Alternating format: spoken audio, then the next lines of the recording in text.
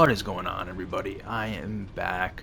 I know it's been a bit since I've actually uploaded. I do have quite a bit of footage of different weapons and setups that I've been trying out. It's just finding the time to actually sit there and edit it into videos. I've also been working on some new characters, getting them up to 150 so that I could try out some different things in the arenas. This here is one of those new characters, and as you can see, we are currently equipped with the Venomous Fang, which isn't something I really planned on making a video on, but I tried it out last night and I was so impressed by it, I kind of just jumped the whole line. I was like, I gotta get this up as soon as possible. So without wasting any more time, let's get right into it and see what we got going on here, and then we will get into some action.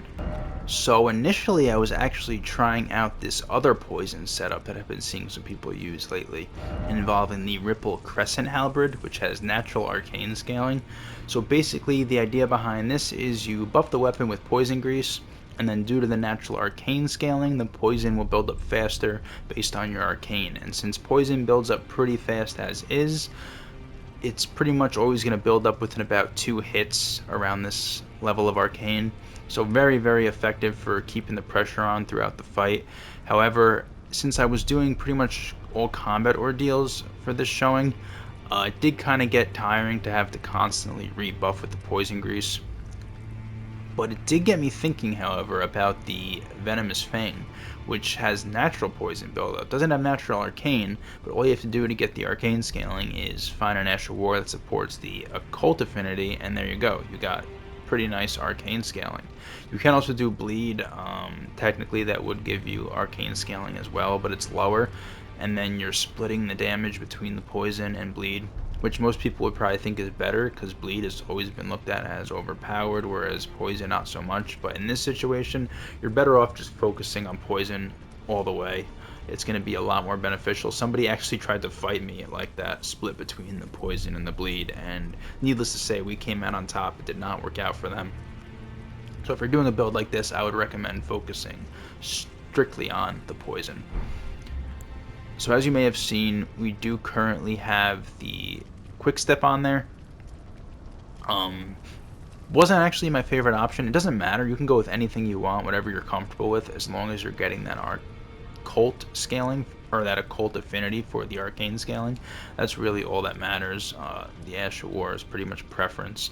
I actually preferred the Cragblade Ash of War, I think, out of the few that I tried. Since this is a very trade heavy setup, I feel like the Cragblade helped a lot more with the trades. So that was my preference. Quickstep is just what happens to be on there now. But whatever you want to use, like I said, as long as it gives you that occult. The Coil Shield is a very interesting shield that I didn't even know was in the game up until recently. Basically, it's just a small shield, not much for defense, but the skill is pretty cool. Viper Bite, a snake will basically snap from the shield and bite your opponent. It has some pretty decent range, and it will poison on hit, so that can be very effective. Not only it will get the poison ticking, but it will proc a lot of the upcoming components that I am about to mention, one being the Mushroom Crown. The Mushroom Crown is basically the poison version of the White Mask. For those of y'all who know, the bleed item, or the bleed mask, when you're doing bleed in the vicinity, it ups your attack power a little bit. This is basically the poison version, does the same thing but for poison, but I actually feel it's a bit stronger. I think that says slightly. I don't think this one says slightly. I think it just raises attack power. Yeah, I think it's actually more effective than the bleed one, I guess, because it can be, because this poison is not considered as overpowered as bleed always has been. And then we have the Veteran's Armor, just because it looked cool and it's part of what's helping contribute to the 100 poise. I did want to get it around to 100 poise because, as I mentioned earlier, this is a very trade heavy setup. So the more poise, the better. You're definitely going to want to be able to go in there and trade with most weapons. Scaled gauntlets and scaled greaves. This is actually not what I was wearing in most of the fights we're about to see. However, I decided to swap to it now because, well, for one thing, it fits. I mean, scaled, snake, I don't know, it just kind of fits with the whole theme. But the main reason, because the way I was set up before, I had slightly heavier greaves and gauntlets on. However, we were just on the cusp of fat rolling, so if I were to add one little thing, swap a talisman, or swap my weapon, I'd be fat rolling. So this keeps us a little lighter, yet we're still at 100 poise with this talisman, which I had on regardless. Viridian Amber Medallion +2. Always like to have that. Always like my extra stamina, especially when I'm at 30 endurance. I do sometimes like to be at 40, but as you can see, we're at 30. We'll get to the stats in a second. Fullgoat Talisman, I already mentioned, that is what is contributing to our 100 poise. The Rotten Winged Sword Insignia is good to have with any fist weapon. Greatly raises attack power with successive attacks, and obviously with fist weapons, you're going to be getting in lots of successive attacks. The Kindred of Rot's Exhalation, my bad. Another main component of this build does the same thing as the Mushroom Crown. So they basically stack and give you a huge damage boost whenever you're doing poison, which with this weapon is every time you're attacking. So it's very, very good to have. Basically the poison version of the Lord of Blood's Exhalation. So yeah, that's pretty much it for the equipment. We'll go over the stats really quick. It's 60 Vigor, 10 Mind. That's not. We'll just go on the stats that I actually leveled. 60 Vigor, 30 Endurance, 12 Strength, 12 Dex. That was just in case I did want to hot swap at some point. I have these here fully upgraded, so just in case.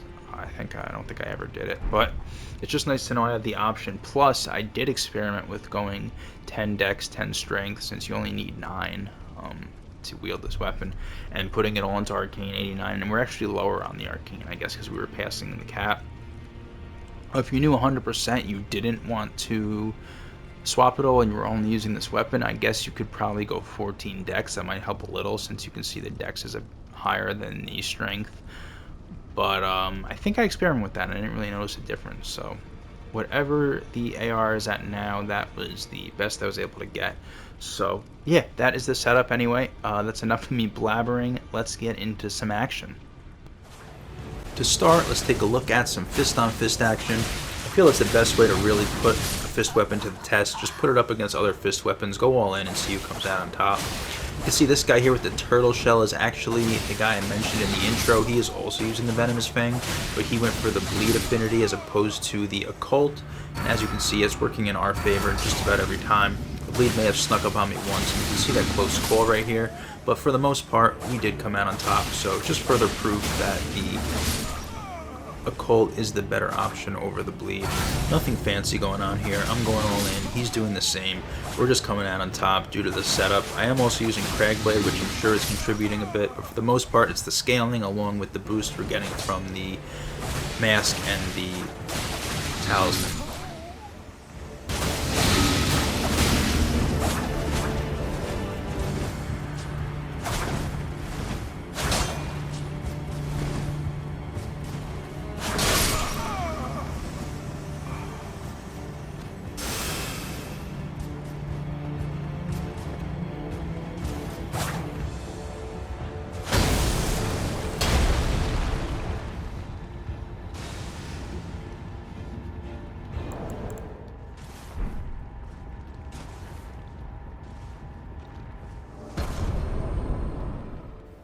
Up next, we got my man, Necro. There can only be one. This guy is generally a pretty good fighter. I've ran into him quite a few times. We've had some pretty good fights. I'm not sure what happened here. I don't know if he's just having a bad day or he didn't see it coming. But I think we claimed supremacy over that name for the time being anyway. So we'll watch a good bit of this fight. Come to think, I don't even think this character is named Necro. I think I named it something else. I'm sure if he knew it was me, he might have stepped it up a bit.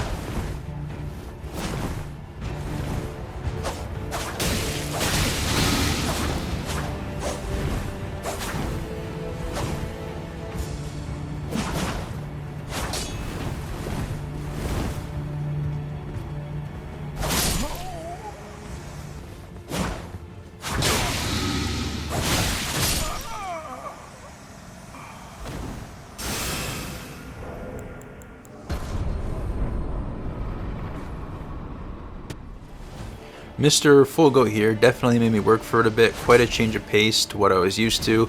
Prior to this match, I just had a whole slew of guys who kind of just let me go in on them. I don't know how the MMR system works in this game. It could also be that people just don't see the Venomous Fang much, so they assume they're going to go in and win the trade, and then it kind of just sneaks up on them. This guy here, I think he started off using the Iron Ball, looks like, buffed with Blood Flame Blade, and then I guess he switched to his Halberd when he realized he wasn't winning those trades. He switched back to it when I was low, and he ended up getting his Pound of Flesh on me, but in the end, I think we got him like 3-1. But it was a pretty good fight. Definitely made me sweat a bit. So we'll watch a good chunk of it, and then we will move on to the next one.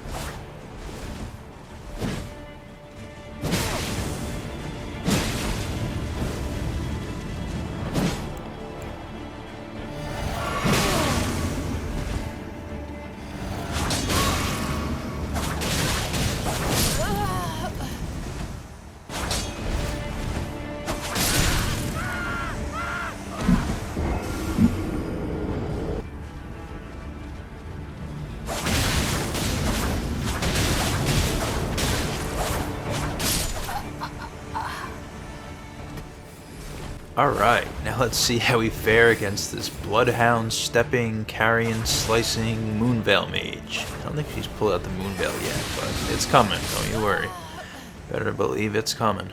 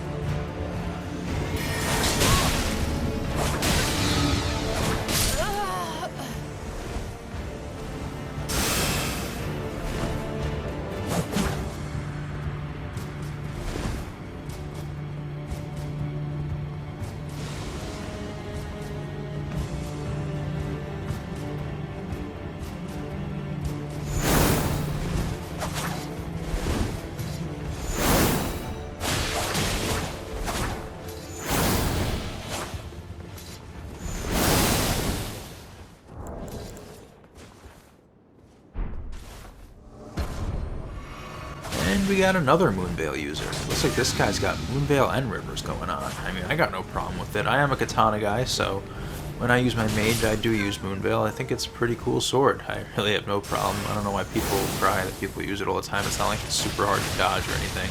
Even Rivers, since the nerf isn't really that hard to dodge. But anyway, in this fight, you can actually see the chase down potential that this Venomous Fang does have.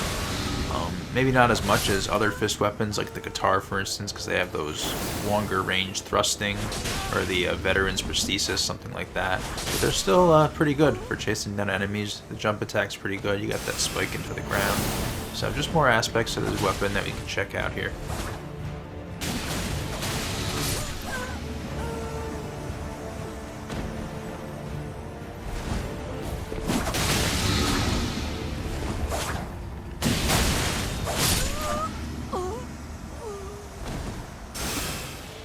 Alright, now we can get into some of the more comical fights. I don't know what the hell kind of connection this guy has going on here. You can see I'm beating up on him. I've already done enough damage to kill him, and he's still beating up on me. Almost kills me. I back up, he backs up, and then the damage comes in and he dies. You gotta love it. I don't even know. I guess it keeps it exciting, keeps things fresh. A new challenge, I suppose. Same thing happened here. I probably hit him like 5 to 8 seconds ago, and now the damage is coming in. It's crazy.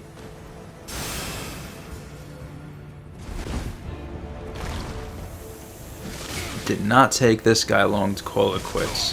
2 deaths and he decides he's going to put his weapon away and we're going to have a barehanded brawl. I mean, look how little attacks those do. It's crazy.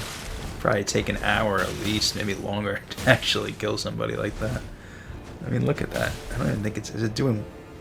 I don't even think it's doing 5 HP. It's crazy.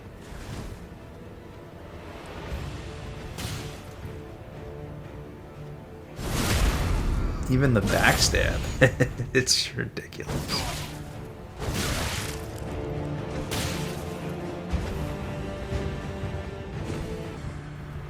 This guy here decides he's going to put on his Mimic Veil right in front of me. I mean, whatever. Of course, I had to act like I didn't know where the hell he was, you know.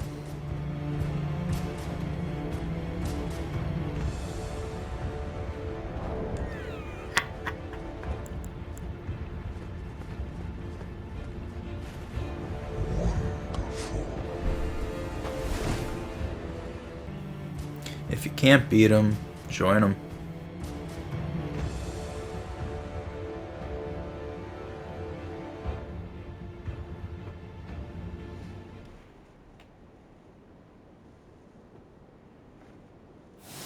Talk about betrayal.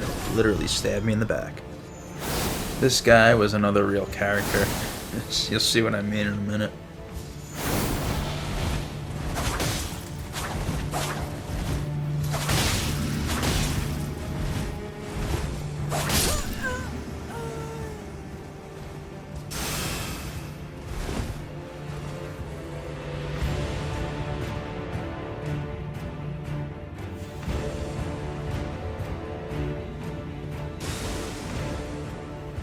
So after about the 3rd death in a row, this guy decides he's having none of it.